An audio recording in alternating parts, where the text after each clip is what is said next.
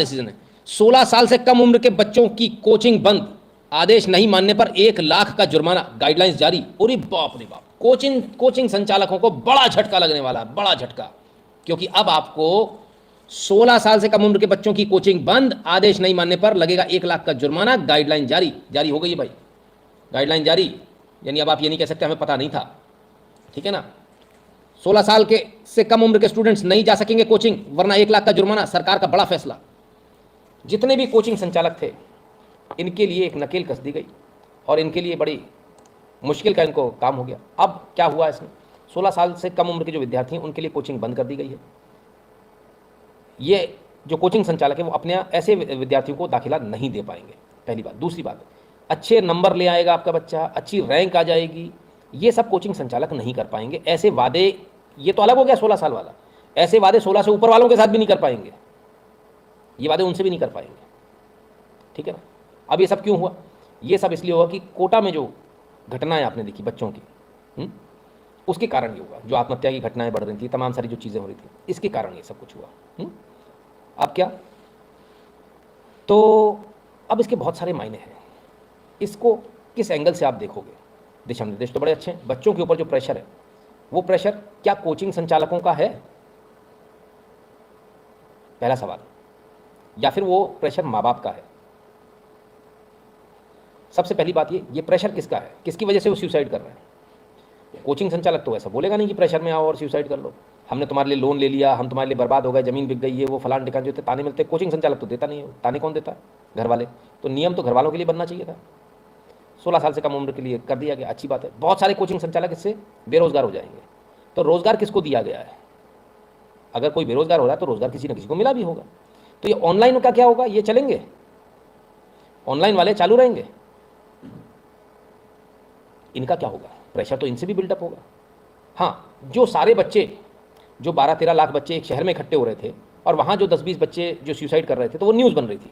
अब ये 12-13 लाख वहाँ इकट्ठे नहीं होंगे, ये पूरे देश में अपने अपने घरों पर रहेंगे और वहाँ सुसाइड करेंगे तो न्यूज़ नहीं बनेगी। बस इतनी सी फर्क आया। ज़रा सोचिएगा, इसका दूसरा पहलू ये है। तो आप न्यूज़ से बचने के लिए कर रहे हो कि न्यूज़ ना बने, उससे हम बच जाए, इसके लिए किया गया है। क्योंकि इससे कुछ और तो समझ में आता नहीं। लेकिन एक बहुत बड़ा फ़ायदा ये भी हुआ कि एक चीज़ इसमें और है, सरकार ने कहा कि आप झूठे वादे नहीं कर पाएंगे। अब मैं आपको बताता हूँ कोचिंग का असल धंधा क्या चलता है। कोचिंग का असल धंधा 16 साल वालों से नहीं चलता है, 16 के ऊपर वालों से ही चलता है। असल जो इसमें कल्प्रिट हैं, वो कल्प्रिट जानते हैं कौन है? असल कल्प्रिट वो सारे लोग हैं जो IAS की कोचिंग पढ़ा रहे हैं, जिसमें सिलेक्शन ही 12-15 लोगों का होना है और वो पूरे देश में पढ़ा रहे हैं। कोई IAS की पढ़ा रहा है, कोई बैंकिंग PO की, कोई फलाना सर, कोई ठिकाना सर, कोई, और सारे ऑनलाइन भी बैठे हुए सब कुछ। बेईमानी तो यहाँ हो रही है, जहाँ BA वाले को ये बताया जा रहा है, जो जिसका रैंक नहीं आई, कुछ नहीं आया, उसको बताया जा रहा है कि तुम ये कर लोगे, तुम जाओ IAS कर लोगे, तुम जाओ बैंक में PO बन जाओगे, तुम ये बन जाओगे, तुम फलाना बन जाओगे, तुम ठिकाना बन जाओगे, PSU में तुम्हारा सिलेक्शन हो जाएगा। हो सकता है क्या? अब सवाल आता है दूसरी बात पर, उस बात पर यह आता है कौन सी पढ़ाई हमको रोकनी चाहिए। 16 साल के बच्चों वाली, क्या इसको रोकना चाहिए? 16 साल का बच्चा मतलब कौन सा हुआ? 9th और 10th का बच्चा, 9th 10th 11th। ये वो पीरियड होता है जब बच्चे का बेस बनता है। मेन पढ़ाई ही 9th से शुरू होती है, इसमें तो किसी को कोई एतराज़ नहीं है। मेन पढ़ाई ही 9th से शुरू होती है। 11th में आपका कोर्स स्ट्रीम चेंज होती है, तब तब आपको मेजर डिफरेंस मिलेगा। आपको देखिए, दो जगह आपको मेजर डिफरेंस मिलेगा, चाहे मैथमेटिक्स पढ़ लीजिए, चाहे फिजिक्स पढ़ लीजिए। 9th में और 9th के बाद में 10th में और 11th में एकदम। 9th को ऐसा मान लीजिए कि 8th के बाद 9th जो होता है वो 30% होता है, और 9th के बाद 10th जो होता है वो 60% होता है, और 11th जो होता है वो सीधे 90% पे पहुंचाता है आपको। एकदम से बदलाव आता है। उस समय पर बच्चा कोचिंग नहीं पढ़ेगा तो फिर कहाँ पर पढ़ेगा? कौन से स्कूल में ऐसे टीचर्स हैं? ये जो टीचर्स हैं जिनके करोड़ों के पैकेजेस हैं, पैकेज करोड़ों में होते हैं टीचर्स के, कम नहीं होते, वो तो सर किसी स्कूल में जाएंगे नहीं, कोई स्कूल वाला उसको अफोर्ड नहीं कर पाएगा। चलिए उस टीचर की हम छोड़ देते हैं, हम तो अपने बच्चों की बात करते हैं। तो बच्चों का बेस कमज़ोर हो जाएगा। ये जो भी महानुभाव लाए हैं, जो भी महानुभाव इसको लेकर आए हैं, इतना क्रांतिकारी डिसीजन जो महानुभाव लाए हैं, बड़ा खतरनाक डिसीजन है भाई। अब मुझे सिर्फ एक बात बता दीजिए, आप आने वाली नस्लों की एजुकेशन को कमज़ोर करना चाह रहे हैं क्या? पर्पज़ क्या है?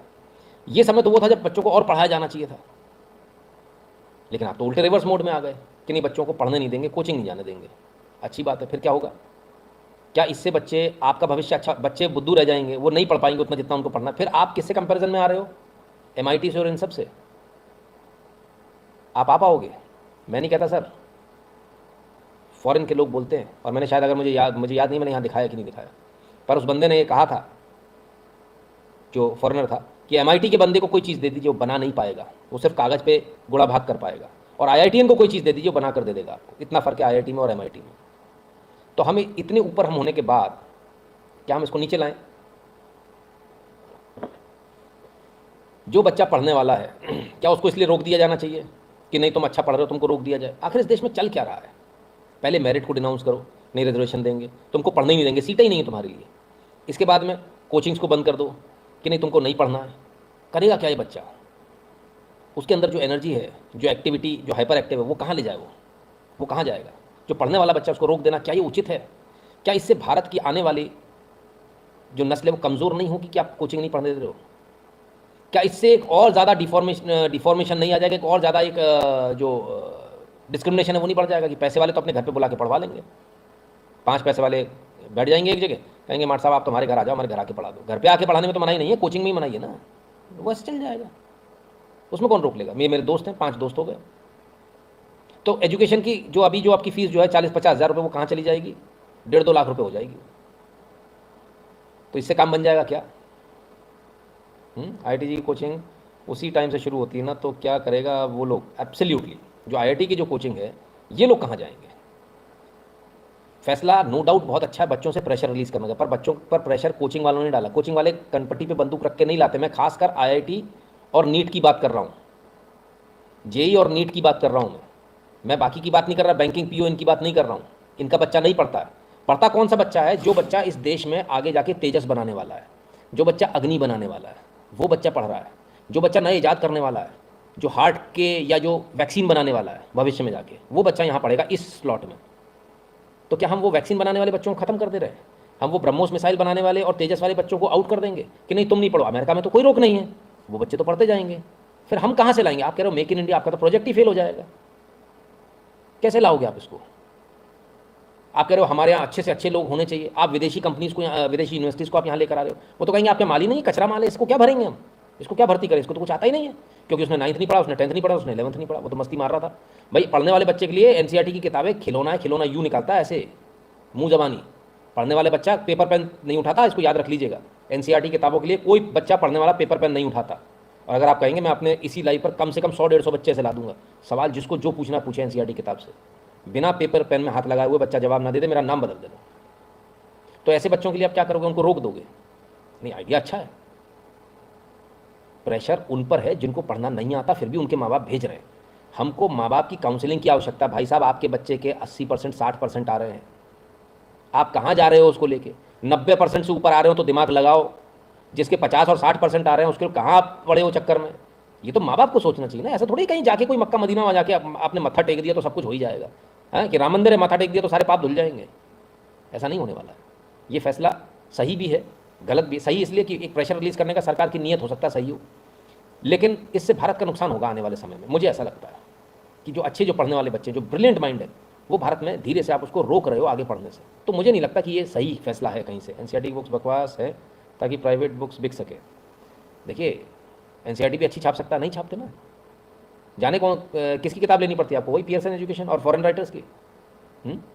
ऑनलाइन, आज भी ऑनलाइन आपको मांगनी पड़ती, किताबें मिलती नहीं है, कहीं तो इंपोर्ट करानी पड़ती है। फैक्ट है, आज भी भारत के अंदर नहीं है किताबें। आप बताइए ना क्या स्थिति है हमारी। तो ये जो बात है, मुझे तो नहीं लगता कि ये फैसला बहुत अच्छा फैसला है। मुझे लगता है इससे सिर्फ भारत का नुकसान होगा, आने वाली नस्लों का। जो ब्रिलियंट माइंड, जो और ज़्यादा सीख कर आएगा, बच्चा जितना सीखेगा ना सर, अनलिमिटेड कैपेबिलिटी होती है सीखने की। तो बच्चा जितना सीखेगा उतना ज़्यादा निखरेगा। वो कहते हैं ना, आग में जितना तपाओगे उतना ही सोना निखर कर आएगा। तो आप तपाना ही नहीं चाहते इस हिसाब से, इस लिहाज से तो जो 16 से कम वाला है, तो इस हिसाब से तो सारे अग्निवीर वो भी बेचारे बच्चे ही हैं, छोटे छोटे, उनको बंद कर देना चाहिए। NCC की ट्रेनिंग बंद कर देनी चाहिए। आप कठोरता फिजिकल लेबर में लाना चाहते हो, मतलब हम क्या लेबर बनाना चाहते हैं इस देश को कि NCC में तो जाए बच्चा, कोई दिक्कत नहीं है, लेबोरियस तो हो जाए, लेकिन पढ़ने वाला स्मार्ट बच्चा ना हो, मानसिक रूप से तेज ना बने, शारीरिक रूप से तेज बन जाए। ऐसा चाहते हैं कि अपन, तो अपन लेबर पैदा कर रहे हैं, फिर हम अच्छे बच्चे पैदा नहीं कर रहे। आप जापान में जाइए, कहीं जाइए, भारत एकमात्र ऐसा देश है सर जहाँ बच्चे को, अगर बच्चा आपका स्मार्ट है तो आप उसको अपने मन से क्लासेस स्किप नहीं करा सकते, वहाँ आपके लिए दूसरा बाप बना दिया इन्होंने, एक नया बाप पैदा कर दिया। कौन सा बाप पैदा कर दिया? वो डीईओ के पास जाइए, डिस्ट्रिक्ट एजुकेशन ऑफिसर, जिसे आपसे भी कम आता होगा पढ़ाई लिखाई में, ठीक है? क्यों? डंके की चोट पर बोल रहा हूँ, रिजर्वेशन के दम पर आ गया 3 नंबर वाला। अब वो एग्जाम लेगा आपके उस ब्रिलियंट बच्चे का जिसको 12वीं का आता है 9वीं में, और वो बताएगा कि आपका बच्चा 1 क्लास आगे बढ़ सकता है कि नहीं बढ़ सकता। 2 तो मैं कर ही नहीं सकता, मना कर देते हैं साहब। क्या कारण है कि अमेरिका से लेकर पूरे यूरोप में आप देखेंगे बच्चा 13 साल का बच्चा मास्टर्स करके बाहर निकल आता है, ग्रेजुएशन करके बाहर निकल आता है। हमारे यहाँ ऐसा हो ही नहीं पाता। क्यों? हमारे यहाँ रोड़े इतने अटका रखे हैं आपने। Let the child decide what he wants to do. और माँ बाप को काउंसलिंग कीजिए कि आप उस पर प्रेशर ना डालें। आपने तो उल्टा कर दिया, आपने तो बैरियर लगा दिया, गेट ही लगा के बंद कर दिया, नहीं कोई भी नहीं जाएगा इसमें से। अब बेचारा जो पढ़ने वाला बच्चा हो, बेचारा वहीं का वहीं बेचारा, वो कह रहा मैं क्या करूँ। इससे सिर्फ एक इम्पैक्ट ये नहीं होगा कि देश की जो आने वाली नस्लें वो कमज़ोर होंगी, एक और इम्पैक्ट होगा। जो बच्चे अभी जो वर्तमान वाले ना, जिनको आपने एकदम से रोका है, इनको धक्का लग जाएगा। जिसका सिलेक्शन होने वाला भी होगा ना, उसका सिलेक्शन अब नहीं होने वाला, क्योंकि मोरल डाउन हो गया। अरे यार हमको तो पढ़ने ही नहीं दे रहे, मोरल टूट गया, दिल टूट गया। अब मोरल नहीं बनने वाला। ये सरकार का ये डिसीजन कल जब बच्चों तक पहुंचेगा तो आधे से ज़्यादा बच्चों का मोरल टूट जाएगा, और जो सिलेक्शन होने वाला बच्चा होगा वो बाहर हो जाएगा। तो जिस भी स्मार्टनेस से इसको लेकर आए हैं, जो भी इतने ज्ञानवान लोग बैठे हैं, संभवतः या तो वो खुद रिजर्वेशन से आते हैं, इसलिए उनको मेरिट क्या होती है उन्हें पता नहीं है। मैं बड़ा क्लियर बोलता हूँ, मुझे डर नहीं किसी का। सरकार का ये फैसला पूर्णतः गलत है। अगर आपको कुछ करना है तो आप उन कोचिंग्स पे कीजिए जो कहते हैं हम तुमको सरकारी बाबू बनवा देंगे, सरकारी जॉब मिल जाएगी। जो झूठे वादे कर रहे हैं ना, उनको पकड़िए, वो ज़्यादा जरूरी है। वो लूट रहे हैं लोगों को, खेत बिक रहे हैं उनके चक्कर में। यहाँ से तो बन ही रहा है लड़का। बड़ी जिम्मेदारी के साथ एक बात और बोल दूँ आपको, जो लड़का कम पढ़ने वाला था वो भी जब जाता है ना, उसको माहौल मिलता है। अगर वो पढ़ने, 2 तरह के बच्चे होते हैं जो बाहर पढ़ने जाते हैं, चाहे दिल्ली जाए, नोएडा जाए, कोटा जाए, बेंगलोर जाए, कहीं भी जाए। 2 तरह के बच्चे होते हैं। एक वो होते हैं जो कहते हैं माँ बाप से आना मत, मेरी पढ़ाई डिस्टर्ब होगी। दूसरे वो कहते हैं आना मत, मेरी पढ़ाई डिस्टर्ब होगी, पर वो कर दूसरे ठट कर्म रहे होते हैं, सिगरेट फूक रहे होते हैं, बस पैसे भेजते जाओ, है ना। तो 2 तरह के बच्चे होते हैं। जो बिगड़ने वाला लड़का है वो आपको पता है, लड़का या लड़की, वो आपको पता है कि कौन है कौन नहीं। पढ़ने वाला बच्चा, आपको पता है मेरा बच्चा पढ़ेगा या नहीं पढ़ेगा, बहुत क्लियर है, रिजल्ट बताता है। ऐसा नहीं है, अगर आप संपर्क में रहेंगे कोचिंग के, बिल्कुल कोचिंग वाला बताएगा आपका बच्चा नहीं पढ़ रहा है, आप उसको निकाल लीजिए, घर ले जाइए अपने। पहली बात तो ये हुई। दूसरी बात, ऐसे भी बच्चे होते हैं जो एवरेज स्टूडेंट होते हैं, लेकिन जब उस माहौल में जाते हैं ना, क्यों फ़र्क पड़ता है? नोएडा में, बैंगलोर में, हैदराबाद में, कोटा में, क्यों फ़र्क पड़ता है इन जगह जाने से? उस बच्चे को माहौल मिलता है, 4 बच्चे और मिलते हैं पढ़ने वाले। टीचर 24 घंटे नहीं पढ़ाता, पर उन बच्चों के बीच में जब रहता है ना, 4 बच्चों के बीच में, तब उसको कोई समझ में नहीं आ रहा होता तो उनसे सीख लेता है। और एक कंपटीशन खुद से आता है अंदर से कि हाँ यार मुझे भी आगे बढ़ना। तो जो एवरेज स्टूडेंट होता है ना सर, वो आईआईटी हो सकता है ना निकाले, हो सकता है उसका एम्स में ना हो, पर एनआईटी जरूर पकड़ लेता हो, उतना तो उसको मिल ही जाता है। क्या होता है, खरबूजा खरबूजे को देखकर रंग बदलता है। संभवतः जो लोग बैठे हैं शायद वो पढ़कर नहीं आए अच्छी तरह से, शायद उन्होंने कंपटीशन फेस नहीं किया जीवन का, इसलिए उनको बड़ा इजी लगा होगा। इजी वे आउट क्या है, क्या हम इससे नीचे बंद कर दें, मोदी जी को बता दें, मोदी जी खुश हो जाएंगे, वाह वाह वाह वाह, देखो कोई भी नहीं मर रहा, किसी ने सुसाइड नहीं किया। सुसाइड तो फिर भी होंगे, जिस दिन रिजल्ट आएगा आपका उसी दिन होंगे। रिजल्ट निकालना बंद कर दो आप तो आईआईटी का, रिजल्ट बंद कर दो। यूपीएससी के रिजल्ट बंद कर दो सर, उसमें भी बहुत सुसाइड होते हैं। डॉक्टरी के रिजल्ट भी बंद कर दो सर, पीजी वाले भी बंद कर दो, उसके रिजल्ट आने पे भी लोग पीजी में भी सुसाइड कर लेते हैं। और कोई रिजल्ट नहीं देने पे भी, कभी पीजी का आंकड़ा देखा है? एमबीबीएस के बाद एमएस, एमडी, ये तमाम जो डॉक्टर हैं, कभी इसका आंकड़ा देखा? उठाकर देख लेना, दिल दहल जाएगा। बिना किसी कारण के मरने वालों की संख्या अगर आप देखेंगे तो आप हैरान हो जाएंगे। परसेंटेज में निकालेंगे तो शायद सबसे ज़्यादा उन्हीं का जाता है, क्योंकि प्रेशर इतना ज़्यादा है। प्रेशर वहाँ रिलीज़ करो सर, इधर नहीं। पता नहीं कौन लोग हैं, कहाँ से आते हैं। राम सोरेन जी, जयराम जी की भैया। तो मुझे तो ये फैसला कहीं से कहीं तक समझ में नहीं आया। एकदम खुली छूट होनी चाहिए बच्चों को आसमान में उड़ने की, कोई रोक टोक नहीं होनी चाहिए। पहली क्लास का बच्चा बोले मुझे बीएससी का एग्जाम देने दो, कौन मनाइए? पर उससे पहले 10th और 12th का होता है, वो तो क्लियर कर लो। हाँ तो 10th का दूंगा, दो, होने दो ना उसको फेल। आपका क्या जा रहा है, आपका क्या बिगड़ रहा है? उसके मन में ऐसी भावना है, वो 2 मिनट के अंदर मकड़ी झड़ जाएगी। हम तो अपने घर में अपने बच्चों की मकड़ी झड़ाने ले जाते हैं मास्टरों के पास में। अच्छा मकड़ी ज़्यादा चढ़ रही है, मुझे बहुत ज़्यादा आता है। अच्छा चल भाई चल, जाके बैठ जाते हैं। स्मार्ट साहब ये कह रहा है इसको बहुत आता है, जरा देखना थोड़ा सा। फिर वो एक सिंपल सा सवाल देते बच्चों वाला बिल्कुल, पर इतना खतरनाक कंटाप होता है सवाल कि औंधे लटक जाते हैं सारे बच्चों। हाँ ये तो समझ में ही नहीं आ रहा, नहीं आ रहा ना, अब चलो बेटा चले, पढ़ना है ना अब। हाँ समझ में आ गई, मकड़ी चढ़ गई, हाँ बिल्कुल चढ़ गई, कुछ नहीं आता ना, नहीं आता, चलो। डांटने से थोड़ी कुछ होगा, मकड़ी चढ़ जाए, जाला लग जाए दिमाग पे तो जाला उतार दिया जाता धीरे से, प्यार से। ये चीज़ें भी सिखाने की थोड़ी है। और जिनको ये नहीं मालूम, भगवानी मालिक है, उनके माँ बाप ने उनको कैसे पढ़ाया है। तो हर चीज़ का एक तरीका होता है, एंड आई डोंट थिंक कि ये जो तरीका है ये सही तरीका है। गलत जो हो रहा है वो जो आप देख रहे हो ना, बड़े बड़े जो चैनल्स चल रहे हैं, यूट्यूब चैनल, उसमें एक सज्जन कहते हैं सफलता की हम कोई गारंटी नहीं देते हैं, फिर किस बात की फीस लेते हैं? मैं तो कहता हूँ उल्टा होना चाहिए, कह रहे सफलता की आप ये गारंटी नहीं दे सकते। मैं कहता हूँ गारंटी लगी होनी चाहिए। बच्चे का रजिस्ट्रेशन होगा, सरकार के पास रजिस्ट्रेशन होगा, इस कोचिंग में इतने लोग, कितने पास हुए, कितने फेल हुए, तुम्हारा रिजल्ट कितना आया। रिजल्ट यदि तुम्हारा 50% है, ठीक है चलता है, 30% है तो भी चलता है। यही रिजल्ट तुम्हारा 30% के भी नीचे जा रहा है, तुम्हारे से बच्चे ही 2 पास हो रहे हैं, भाई साहब कोचिंग बंद कीजिए, आपको पढ़ाना नहीं आता, आप बच्चों का भविष्य बर्बाद मत कीजिए। तो it should be the other way around. Who is ruling the government? Who are the people sitting over there? I am really surprised. कौन है ये ज्ञान देने वाला? कमाल है भाई। कभी अपने आप को कंपेयर भी कर लो कि आप अंबानी के जैसा क्यों नहीं कमाते हो। सारे पेरेंट्स से बोल रहा हूँ जो कंपेयर करते हैं, कभी अपने आप को कंपेयर किया कि मैं अंबानी जैसा क्यों नहीं हूँ? कंपेयर करना शुरू करो, मैं कराता हूँ। सुबह होने से पहले ऊपर छत पे से कूद के मर जाओगे, सुसाइड कर लोगे, है ना। प्रेशर तो ऐसे बिल्डअप किया जाता है। सो नेवर डू दिस, ठीक है ना। तो कुल मिलाकर जो है, जो सिचुएशन है वो बड़ी ही, मतलब बीमारी कुछ और थी, इलाज कुछ और कर दिया, मुझे तो ऐसा लगता है। पता नहीं आप में से कितने लोग सहमत हैं, कितने नहीं। जिनको लगता है CA result is so miserly that people write the exam for years and Indian invasion will be less. Ramesh ji, CA का एग्ज़ाम मैंने पहले भी बताया, फिर से बता दूं, सीए का एग्ज़ाम ऐसा नहीं होता कि कितने लोगों ने लिखा और कितने उसमें पास हो गए ना, दिमाग से निकाल दीजिए। सीए का एग्ज़ाम ऐसा होता है, वो निकालते हैं, इस साल हमें 80 सीए निकालने हैं, इस साल हमें 200 सीए निकालने, 200 ही पास होंगे। आप नाक रगड़ के मर जाना, आप नहीं पास होने वाले। कोई पारदर्शिता नाम की चीज़ ही नहीं है। दे बिलीव कि उतने ही निकलने चाहिए जिससे हमारा स्टेटस बना रहे। हर गली मोहल्ले में सीए नहीं हो जाना चाहिए। पहले डॉक्टरों में भी ऐसे ही था, अब इतने सारे मेडिकल कॉलेज खुल गए तो ठीक है, ईजी हो गया। इंजीनियरिंग कॉलेज इतने सारे खुल गए तो ईजी हो गया, आईआईटीज इतने सारे खुल गए तो पहले के मुकाबले कंपैरेटिवली ईजी हो गया। लेकिन एक बदलाव और भी हुआ है, जो गांव का बच्चा, जो गरीब बच्चा, जो नहीं पढ़ने जाता था, वो पढ़ने लगा है, तो कंपटीशन वैसे भी बढ़ गया है ना। तो मुझे नहीं लगता कि जो है इस प्रकार का रोकना भारत के लिए, भारत के भविष्य के लिए ठीक है, बच्चों के लिए ठीक है, ये किसी के लिए भी ठीक नहीं है। हाँ, शायद अगर कहीं ठीक है तो माँ बाप के लिए, उन महत्वाकांक्षी माँ बाप के लिए बहुत ज़रूर ठीक है, जो खुद डफर हैं, माँ बाप दोनों, और वो चाहते हैं उनका बच्चा बहुत ऊपर निकल जाए। अरे सर, जीन्स बोलेंगे ना, आपको खुश होना चाहिए आपके जैसा बच्चा अगर आपके जैसे ही डफर है तो। डीएनए की ज़रूरत नहीं है। ऐसे कैसे हो जाएगा कि अपन बुद्धू और अपना बच्चा बहुत स्मार्ट हो जाएगा? हाँ, हो सकता है रट रटा के कुछ थोड़ा बहुत अपने से कुछ बेहतर कर ले, वो हर पीढ़ी करती है, हर पीढ़ी पिछली पीढ़ी से ज़्यादा आगे बढ़ती है, ऐसा नहीं बढ़ती है। उसके लिए बच्चों में कंपटीशन लाने की ज़रूरत नहीं होती, उनको एक इग्नाइट करने की ज़रूरत होती है ना। जैसे मैं आप लोगों को जगाता हूँ ना, उनको जगाने की ज़रूरत होती है, एक चिंगारी देने की ज़रूरत होती है। बच्चा तो अपने आप में बारूद का ढेर होता है, जूम करके निकलता है उसके बाद वो, है ना, रॉकेट बनता है सीधे। तो चिंगारी देने की ज़रूरत है। भगवान जाने, without pre foundation IIT in second attempt is tough. बहुत मुश्किल है सर। मैं तो समझता हूँ कि बड़ा मुश्किल जो भी फैसला लिया है, मुझे नहीं लगता कि सही फैसला है, और मुझे लगता है सरकार को इस फैसले पर पुनर्विचार करना चाहिए।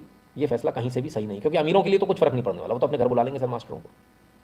आपको लगता है अमीर अभी रुकेंगे? सवाल ही नहीं उठता। और कोई बड़ी बात नहीं। देखिए, इससे एक चीज़ और है, अब मेरा दूसरा, अगर मैं बोलूँ सीधे सीधे सीधे शब्दों में, तो क्या इन टीचर्स, ये जो कोचिंग है, इनको ये बंद कराने का प्रयोजन किया गया है? इसका दूसरा पहलू भी देख लेते हैं। जवाब चाहिए, सरकार से सवाल है जो मन में आया तो पूछ लेता हूँ। क्या ये उन टीचर्स को प्रमोट किया जा रहा है जो ऑनलाइन क्लास चलाते हैं? तो जो ऑनलाइन क्लास चलाते हैं टीचर्स, वो बड़े इन्फ्लुएंसर हो गए, तो क्या उनसे अपन इन्फ्लुएंस करा के, उनका भला करा के, उनको फ़ायदा दे के अपन अपना काम कराएंगे? चुनाव आने वाला 2024 का, तो उसमें बेनिफिट लेना है, तो फिर बात एक अलग है ना। लेकिन अगर सही मायने में देखा जाए, क्योंकि वहाँ तो उतना इन्फ्लुएंस नहीं कर पा रहे ना, या तो फ्री में यूट्यूब देखने आते हैं लोग, तो इन्फ्लुएंसर बड़े, तो बड़े इन्फ्लुएंसर बड़े लोगों को इन्फ्लुएंस कर पाएंगे, ज़्यादा लोगों को कर पाएंगे, तो बताएंगे कि भैया चुनाव में वोट करो, इसको करो, वो अच्छा, ये खराब है ना। तो हो सकता है उनको क्या कहते हैं, उसको तेल पानी करने की कोशिश की गई हो, तो वहाँ तक तो ठीक है। बाकी कुल मिलाकर मुझे नहीं लगता कि ये कहीं से कहीं तक सही है। अब सारे